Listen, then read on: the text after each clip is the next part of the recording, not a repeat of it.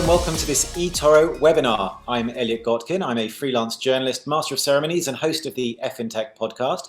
And thank you for joining us for this latest eToro education webinar, the place to gain insights from the world's most successful investors and financial leaders.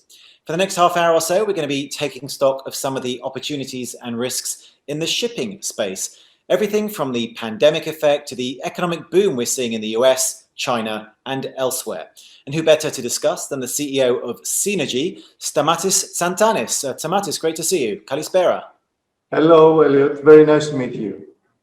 So why don't we just start by, if you can, just take a moment to tell us a bit more about Seanergy and what the company does. Of course, thank you.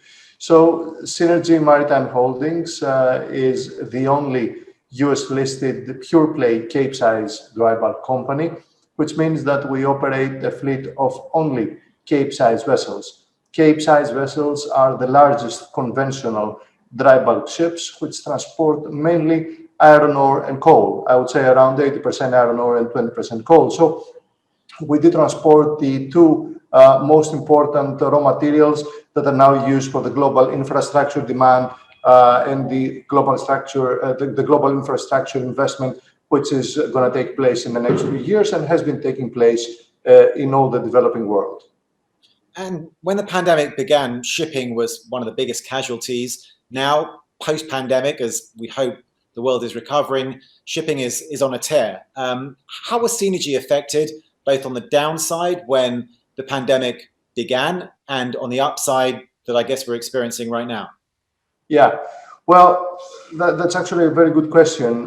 We operate in the dry bulk space, so we were affected a lot in the first half of 2020 because all the global trade and the global infrastructure growth and everything came to a big halt, especially China, which is one of the largest importers of these raw materials. As you understand, the economy went on an absolute standstill.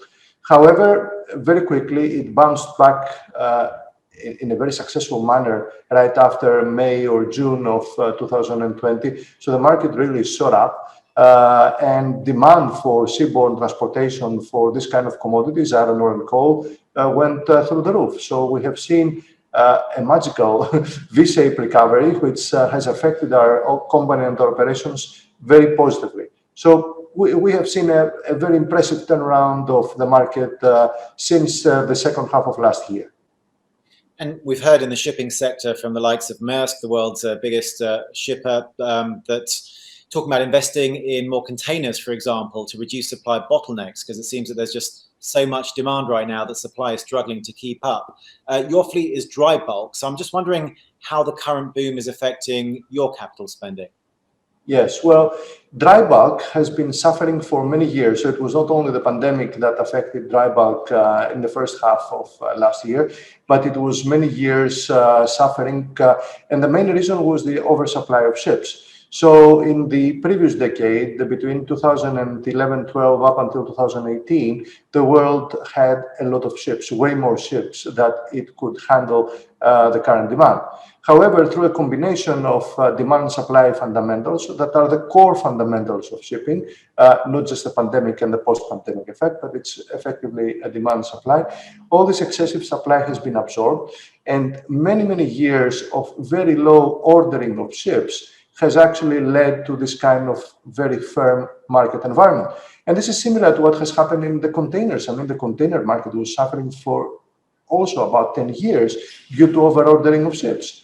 However, because of the fact that there were no really new orders happening, the global fleet of containers and especially dry bulk has been under-ordered. That being said, unfortunately for the charters and very fortunately for us, the demand for ships is now very high and very important, which means that we expect to see a very good market in the next few years. But it does take time for more ships to come on stream. It takes time to manufacture the extra containers that are required right now. So when do you think we'll reach some kind of equilibrium, if you like, in the market where supply is able to keep up with demand? Yes. That's a great question, and this is what differentiates the current environment with the recent history of the shipping industry.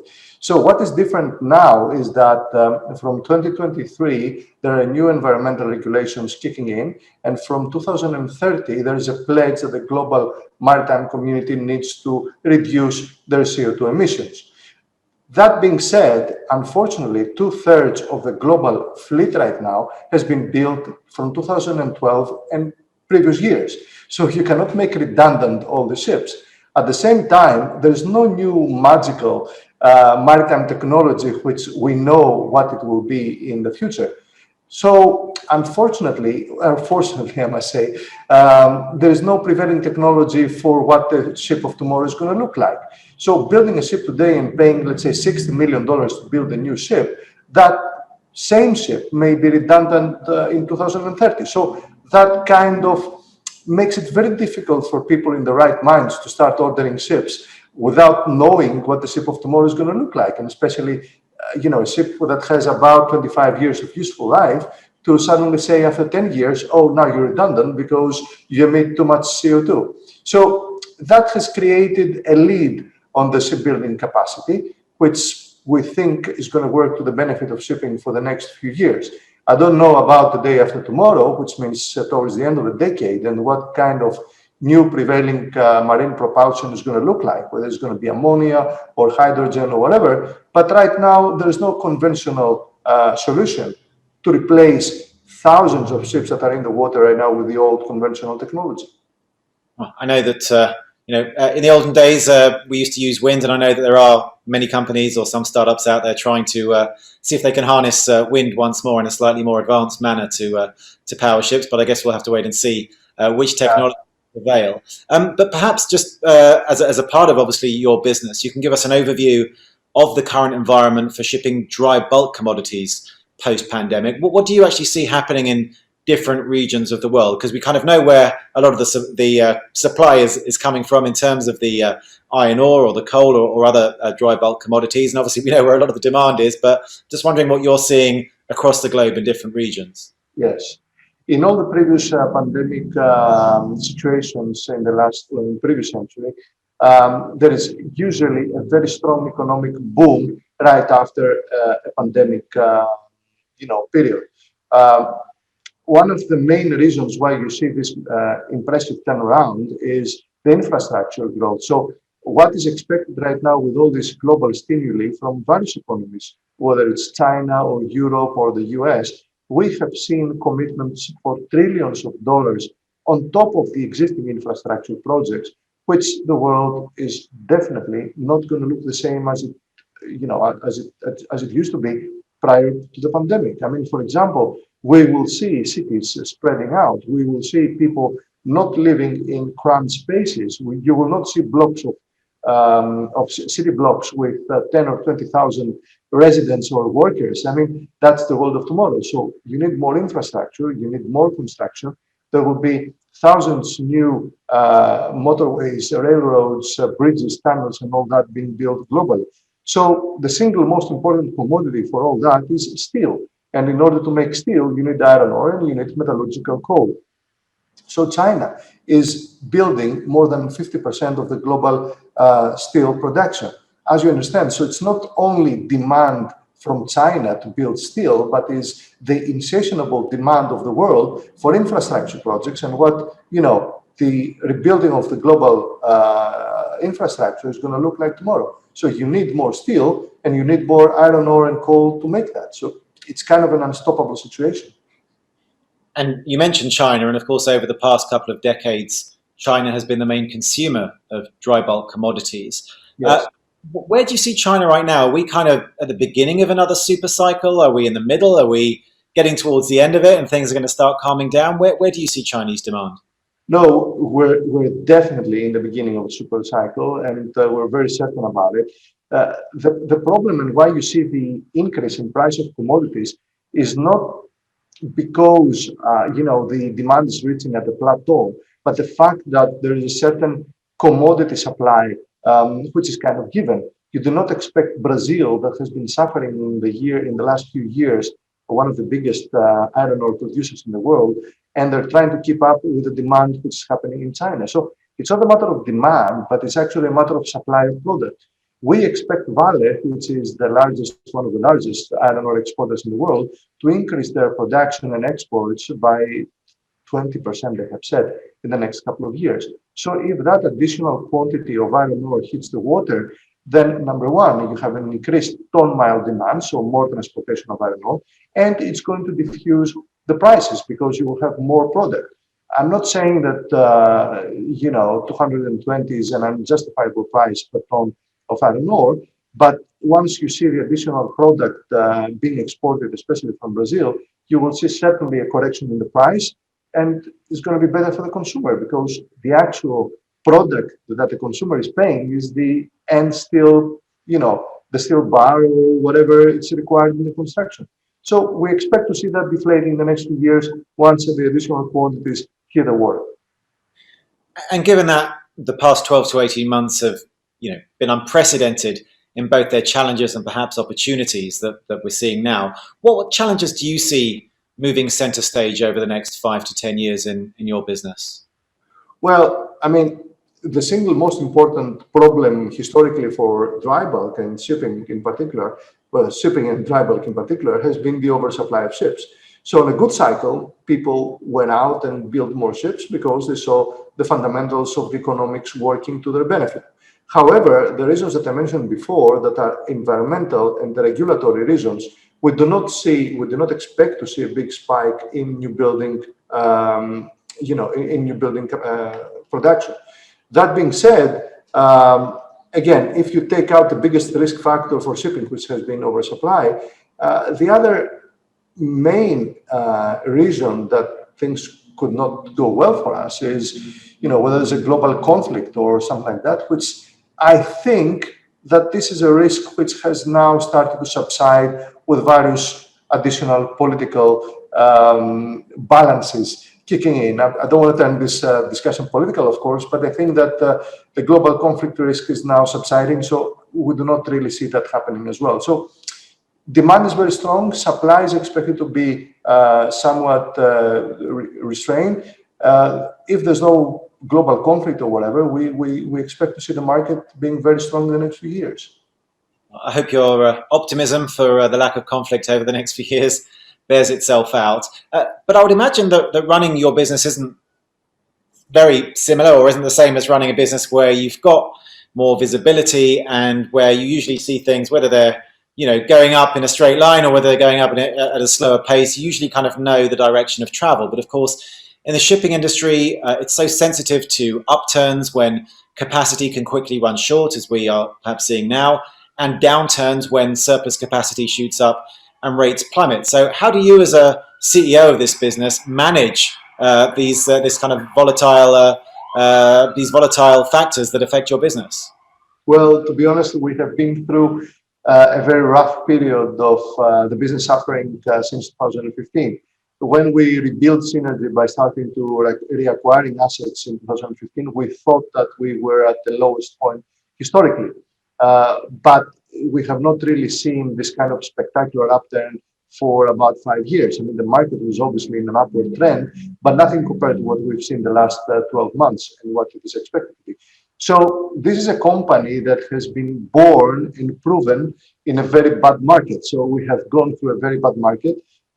We built our fleet in a very bad market by acquiring our vessels cheaper than most of the other companies. So we have a very low acquisition cost. And the first thing that we did when the market turned better was a more conservative approach to our balance sheet. We didn't only grow our fleet by 60% in the last 12 months, but we have also reduced our leverage substantially. We were about 80 to 90% leverage last year. Right now, we're about 50%. So that makes the company, the business, the cash flows, and the break-evens at a very, very, very sustainable rate. So I don't think we have seen this bad market of the last 10 years that could affect our business negatively. So we're very well positioned for the upside, but we're also very well protected if the market does not go up to our expectations. And we've discussed that you said just before that you feel that we're at the very beginning of a super cycle because, of course, it's not, we see commodities rising in price, but it's not just shipping rates that are rising, because you've got commodities rising. They were at or near record highs. So that, I guess, reduces the relative cost of shipping versus the cost of cargo. But at the same time, higher prices can, of course, dampen demand. You talked about Vale in Brazil, bringing more iron ore onto the market. That can obviously affect the price of the commodities as well. So given all of these moving parts, what are you seeing right now, and what are you expecting to happen? Well, the first and biggest impact that we expect to happen, not in 2022, but from the 1st of January of 2023, which is basically around the corner. I mean, let's not forget how fast time flies these days. The regulation is going to affect the global shipping industry by effectively reducing the speed. So the first real impact of the environmental regulations kicking in 2023 is that the global fleet speed is going to reduce by 10 to 15%. And that's a massive reduction of the effective supply of vessels if you think that the global fleet will have to slow down, not because they want to or because the market circumstances require, but because, the governments or the IMO and everybody else will force and impose this kind of speed reduction. So, and this is, sorry, just to share with our audience who may not be all be shipping experts, but this is slower steaming because it's believed that will reduce emissions overall. Is that right? From the 1st of January of 2023, the so-called EEXI are going to be imposed, and that's an IMO imposed, the International Maritime Organization rule, which means that the global vessel speeds will have to be reduced by about 10 to 15%, depending on the type of vessel. By reducing the speed of the assets of the vessels, this means that you will have an effective reduction of supply, tonnage supply. So in a market where already the balance of demand and supply is very, very marginal, that's why we're seeing this kind of rates today. Imagine if you reduce the global fleet by 10 to 15%. This is going to have a massive impact on rates. So assuming that demand remains the same, I'm not saying that demand is going to go up 6 to 9% like everybody else. I'm just saying that demand is going to remain the same. The reduction of the fleet by 10 to 15% is going to have a massive impact on the rates, because you will have fewer effective ships in the water, and that's going to create the so-called vessel supply squeeze. So there's no time to build additional vessels in the next 2 years. There's no shipyard capacity, and as I mentioned before, you don't know what the ship of tomorrow is going to look like. So having said all that, this will have a great impact on the rates. Unfortunately, it may lead to a further increase of commodity prices, because it's going to make shipments more expensive. But we have seen that happening in containers as well. I mean, the cost of transporting a container has gone up 5 times. We have not seen this kind of increase in dry bulk yet. We expect to see that happening because of the supply squeeze. So it appears to be I'm trying to be as cautiously optimistic as I can, but I think we will enter into a great super cycle, especially from the second half of 2022 and onwards. Not that we are not already in a very, very high level compared to where we were, but we expect to see that continuing in the near future as well. And you mentioned just before some of your caution about taking the opportunity to reduce your leverage, to reduce your debts. Earlier in 2021, you restructured, I think, almost $200 million worth of debt. Is the plan to deleverage further in the coming years? What should investors make of your balance sheet going forward? Well, we use the opportunity of the very high demand for our shares, and we issued a lot of equity. We do not intend and we do not expect to issue additional equity right now. We expect the cash flow from operations to continue to be very strong. So we have a very good and normalized debt reduction plan. You need leverage, of course. I mean, leverage is essential to our business. But, having a net debt of about 40 to 45% makes our lives very, very comfortable. We do not expect any dramatic reduction of leverage. We are at the very good levels. We have the annual debt repayments. So we'll stay the way we are and just continue. So if cash flow continues to be strong, we will try and reward our shareholders with various other ways. We have not really thought about it, but come September, I think we will find ways, assuming that the market continues to be strong, we'll find ways to make the rewards for our shareholders to be substantial. And you've talked about a lot of the uncertainties surrounding ships and the ships of the future and the kind of reluctance to build more ships. But of course, the valuation of shipping companies like yours is generally in line with the second-hand value of your seaworthy ships for those reaching the end of their lives, the scrap value. And these values, of course, can change depending on supply and demand as well. So given what you've said about the reluctance of building new ships, I'm just wondering what the situation is right now, and if it's fair to say that Seanergy's market value is perhaps a little bit out of kilter with the value of your shipping fleet. That's actually a great question. Yes, there are two ways of evaluating a shipping company. One is the relative to the net asset value, which is the market value adjusted equity value of the company after you deduct debt and cash and you add the cash. But at the same time is also the value of the future cash flows. So if, for example, a company like Seanergy can generate 60, 70, $100 million of free cash flows a year, that is reflected on the stock price. So it's not only a snapshot of the balance sheet, of the market adjusted balance sheet, as to where you would have the liquidated value of the company, but also the future of the business itself. So it's a combination of both. In the previous years, when cash flows were marginally positive, you had a very small impact, or they were negative. Obviously, you had a dissipation of the value of the NAV. However, right now, with these strong cash flows that we have been experiencing and we expect to continue generating, that is going to have a very positive impact on the valuation of the company as well. So it's a combination of both. And we've talked about some of the environmental changes or regulations coming on stream, for want of a different pun, for the shipping industry. But of course, at the same time, investors are becoming increasingly aware of the environmental and social impact of the companies they invest in. Does that spell danger for companies like Seanergy? Because, of course, not only are you transporting, let's say, coal, which is obviously a very dirty fuel, or dirty commodity, I should say, but at the same time, even though you're using lower sulfur fuels, you're still contributing to greenhouse gas emissions and climate change. So how do you adapt, and are you concerned about what this means for Seanergy and other companies in this space? Thank you. That's an excellent question. We have been green activists for quite some time. We were pioneers in trying to improve the carbon footprint of the existing fleet. As I mentioned before, 65% of the global fleet has been built from 2012 and previous years. So, talking about the fleet of tomorrow or what the cleaner vessel is going to look like might not be so relevant if you don't know what the prevailing technology is going to be.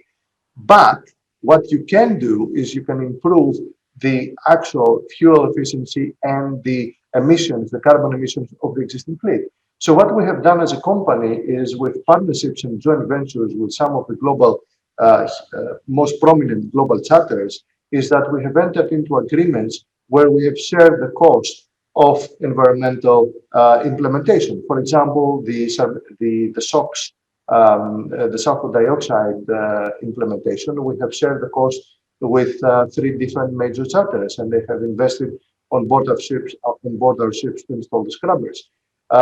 We have also a joint venture and partnership agreement with a global charter right now, where we are installing energy-saving devices, which is not the wind power sails that you see, but there are other proven ways to reduce by about 15% the carbon footprint of the existing fleet. And that's a huge impact on the environment from the existing fleet, which is unfortunately and unfairly considered to be a big pollutant. We're not, as an industry, as pollutant as people consider shipping to be, but even so, you can make it cleaner, you can make it more energy efficient by simple and proven installation of energy-saving devices that can work. I mean, we don't want to experience or reinvent the wheel. There are ways that you can reduce your carbon footprint by 10 to 15% immediately. So it's all a matter of how you will share the cost